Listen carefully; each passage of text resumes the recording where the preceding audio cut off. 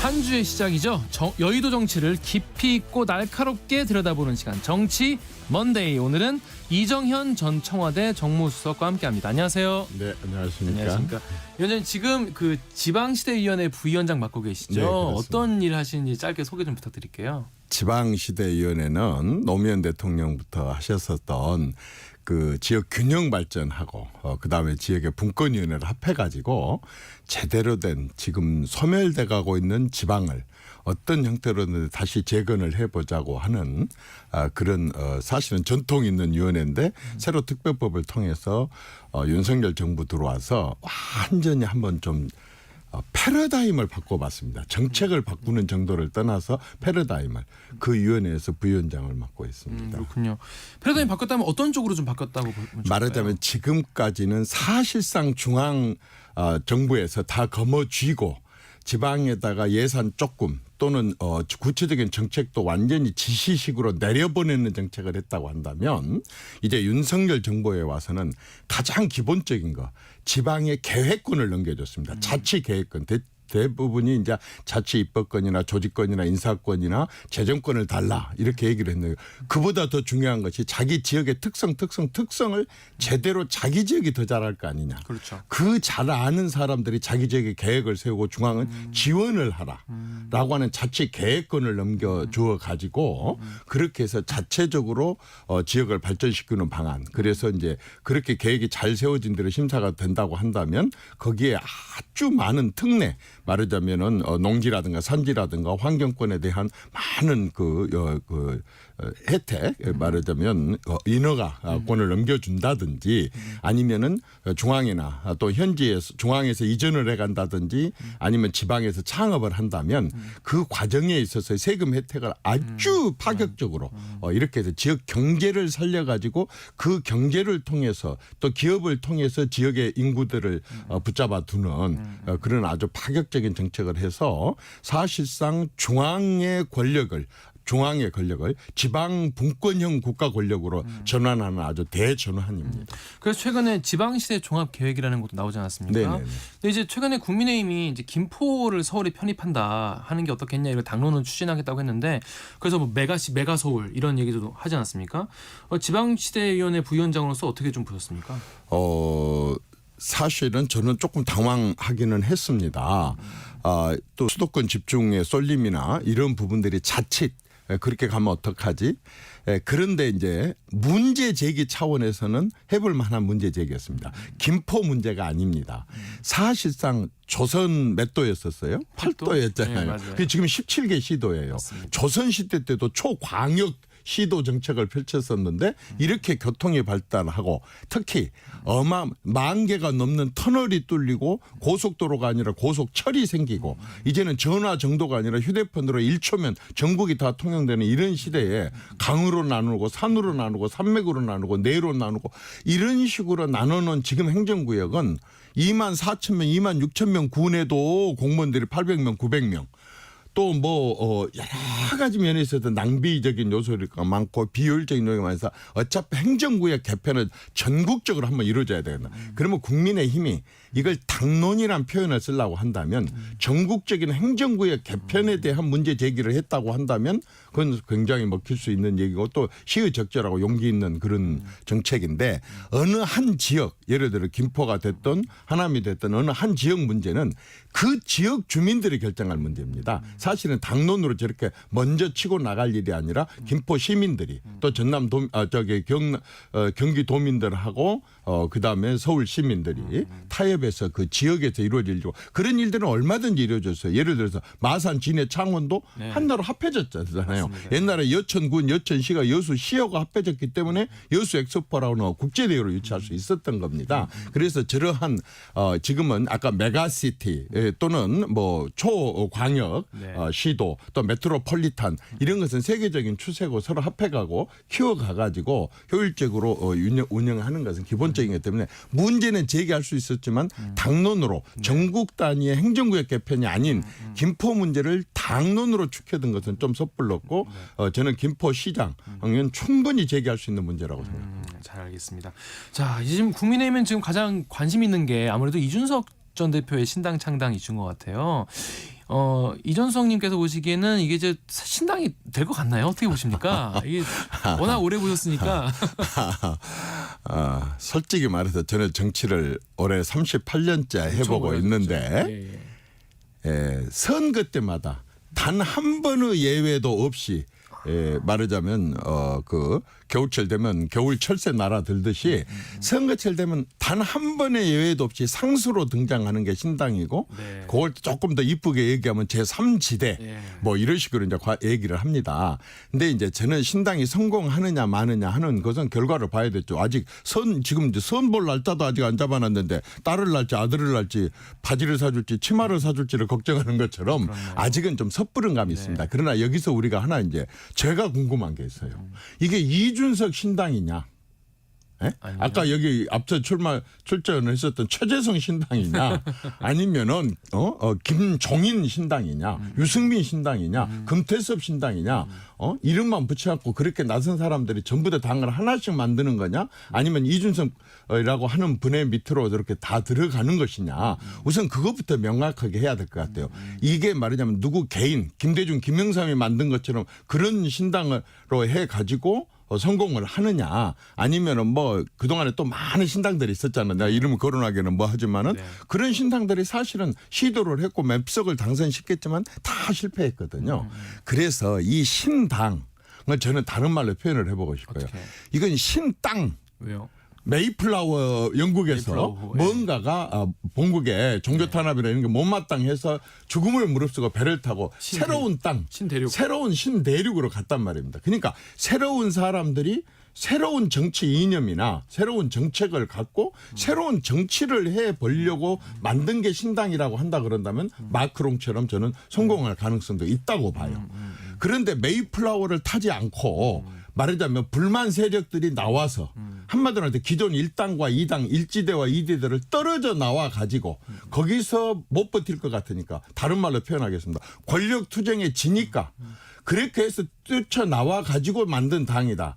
그런 당들은 지금까지 수백 개가 있었고 수백 개가 다 실패를 했었습니다. 그래서 저는 뭐 이것을 창당도 하기 전에 뭐 이렇게 비난하고 비판하고 싶지는 않지만 사람 위주의 정당, 누구 이름을 붙여갖고 하는 정당은 지금까지는 거의 100% 실패하더라라고 하는 것과 분명하게 새로운 사람, 새로운 이념, 새로운 정치의 모습.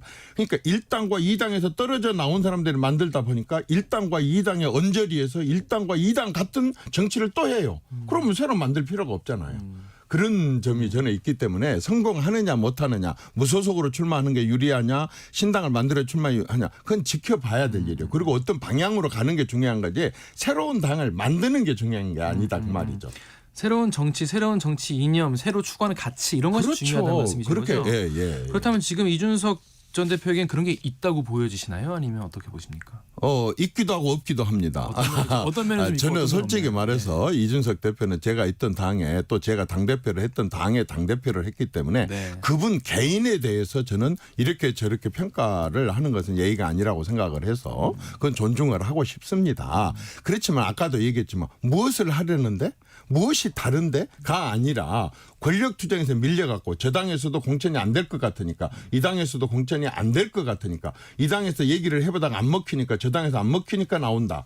그것은 굉장히 실패 가능성이 높은 것이고 아까처럼 진보다 보수다를 넘어서 지금 대한민국에 굉장히 많은 국민들이 중도층이 많거든요. 네. 그러면 이 중도층은 사실상 정치적인 수준에 있어서 품격이나 또 생각하는 깊이나 이런 게 굉장히 높은 분입니다. 그렇죠. 이 중도를 아까처럼 진보다 보수다를 넘어서 제3지대로 중도를 끌어안을 수 있을 정도의 비전 그런 인물 이런 걸 내세우면 좋은데 각 사람들이 당 만든다고 다 지금 갖고 그 말하자면 뱀 대가리들만 모여 있고 용꼬리는 하나도 없는 그러게 되면 이상한 그런 좀 모임체가 되기 때문에 사실은 좀 더 지켜봐야 알겠습니다. 사실 신당을 만약에 만든다고 해도 거기서 뭔가 이제 추구하는 가치나 어떤 비전 같은 거, 정책적인 비전 같은 거를 되게 잘 내놓으면 또 의미가 있을 수 있는데. 프랑스 마크롱이 그렇게 성공한 네, 거예요. 네. 불과 몇 달 만에 네. 집권도 했고 제1당도 됐고. 그런데 이제 그런 식의 비전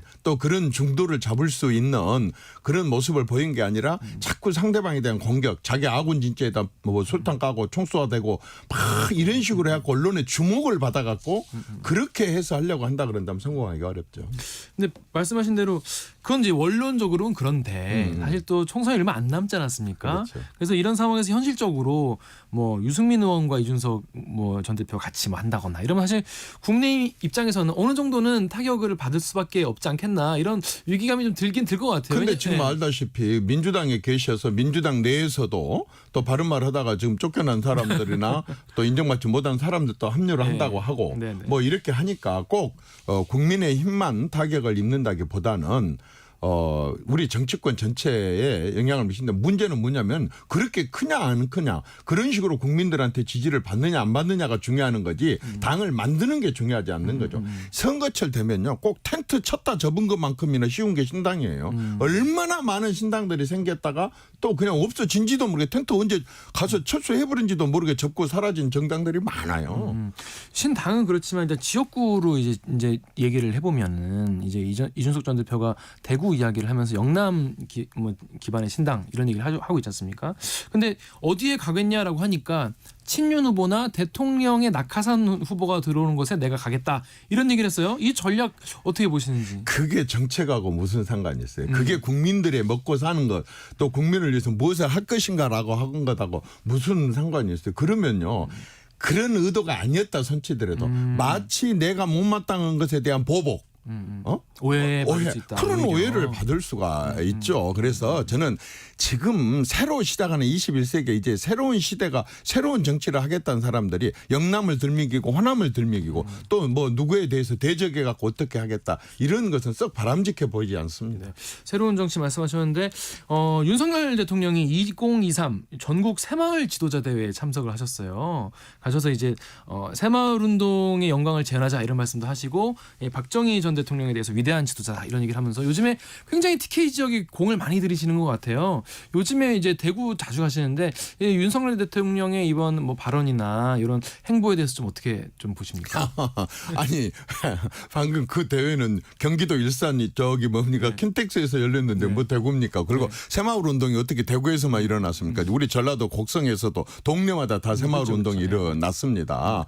잘한 것은 잘한다 그러고 또 이제는 우리나라 대통령들과 우리나라 지도자들이 앞선 지도자들 어느 사람이 완벽할 수는 없잖아요. 네. 흠은 있을 수 있습니다. 그러나 잘한 건 잘한 것하고 인정을 하는 그런 말들을 할 수 있는 것 자체가 저는 굉장히 좋다고 보고 그 자체가 국민 통합이나 화합에 도움이 된다고 생각하고 우리 국민 스스로가 세계에서 이만큼 풍요를 이루었고 이만큼 자유를 쟁취를 했고 안보를 이루고 국민의 안전을 지킨다고 한다면 저는 긍지와 자부를 가질 수 있고 앞선 대통령이 전직 대통령들에 대해서 업적에 대해서도 칭찬할 만하다고 봅니다. 그것은 어느 지역을 의식을 해서 하는 것이 아니고 국민 통합 차원에서나 또는 이제는 이제 헌정 80년이 다 돼가고 있다고 한다 그런다면 서로가 서로를 인정하는 그런 차원에서 해야 되고 그다음에 대통령께서 아까 2030을 가서 만나시고 이렇게 한 것들은 저는 아주 잘했다고 생각합니다. 그리고 거기뿐만 아니고 대통령이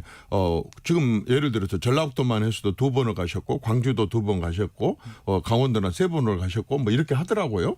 그리고 이제 대구 같은 경우도 최근에 연달아서 가다 보니까 많이 간 것 같지만은 전국적으로 많이 다니고 계세요. 근데 아주 특징적인 게 하나 있습니다. 어떤 겁니까? 지난번에 대통령이 그 사우디하고 카타르 가시는 동안에 아마 처음 지시를 하셨나 봐요.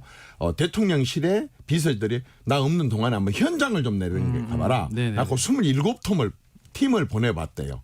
그리고 갔다 오실 때 그 보고를 받았는데 굉장히 충격을 받으신 것 같아요. 현장에 가서 직접 얘기를 들으니까 말하자면 이 규제의 심각성도 너무 크고 여러 가지 문제점들이 많이 있더라. 그래서 그 뒤에 어떻게 했느냐. 국무총리실에서 전 부처를 내려보냈어요. 한 270여 군데다 내려보내가지고 굉장히 많은 의견을 들었대요. 저는요. 이게 특이한 게 아니라 이게 가장 기본적인 정치해야 되거든요. 행정해야 되거든요. 현장에 있어야 돼요. 장관, 차관, 대통령, 국무총리가 오늘 현재 위치 그러면 지방이고 현장이어야 되는데 그 부분 안 했다가 현장에 가서 얘기를 들어보니까 너무 좋으신 거예요. 그래서 본인도 좀 많이 다니고 있고 실질적으로 장관이나 이런 사람들 많이 가라고 얘기를 한 것 같아요. 그건 너무 잘한 것 같아요. 알겠습니다. 지금 이뇨한 혁신위 활동은 좀 어떻게 보시는지 궁금한데 최근에 이제 인 위원장이 이제 이수석님 얘기를 했지 않습니까? 이제 당시 이정현 전 의원이 100% 질 줄 알았는데 전라도에서 새누리당으로 출마해서 당선됐다는 신화가 있다 이런 얘기를 하면서 이제 험지 출마 이런 얘기도 하고 있는데 지금 인요한 혁신위를 보이면은 어떻게 좀 평가를 좀 하시는지. 끝나봐야죠. 이제 뭐 한 달도 안 했고 한 2, 3주 했는데 근데 얼마 안 남았어요, 지금 벌써. 평가하기는 좀 그렇지만 예, 예. 저는 인요한을 보면요. 예, 예. 야, 저기다 만약에 선글라스를 딱 끼고 파이프를 딱 입에 물리면 누구하고 비슷할까? 저는 메가더 장군하고 비슷해요. 우리가 봤을 때 서양 사람 다 비슷하게 보이죠. 그러니까 저는 저 사람이 인천 상륙작전하는 메가더 같이 보여요. 아마 국민의힘 입장에서는 인요한이를 내세워서 아마 총선 상륙작전, 수도권 상륙작전을 펼치는 것이 아닌가 싶은데 저는 혁신이가 가장 해야 될 일은 뭐냐면 가급적이면 기득권을 깨는 거예요. 기득권을 내려놓게 하는 거예요. 아까 중진들이 뭐 어디로 출마하라 말하라부터 시작해서 젊은 사람들을 많이 내세운다 그러면 결국 좀 나이 많은 사람들은 비례대표에서 조금 덜 쓰고 뭐 이렇게 하는 것처럼 기득권을 내려놓는 거.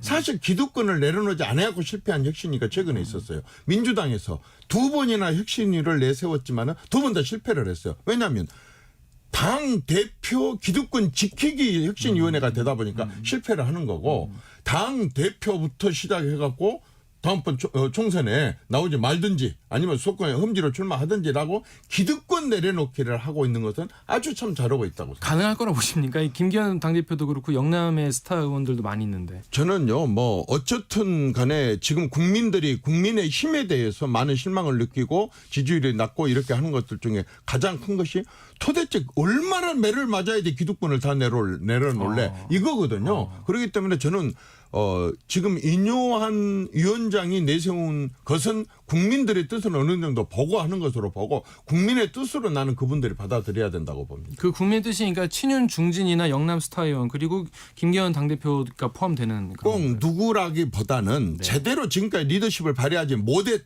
가지고 국민들의 마음을 사지 못했다고 한다면 우선 힘을 발휘했었던 사람, 힘이 있었던 사람들, 파워풀한 사람들, 파워맨들이 우선은 말하자면 헌신하고 희생을 해야 되겠죠. 왜냐?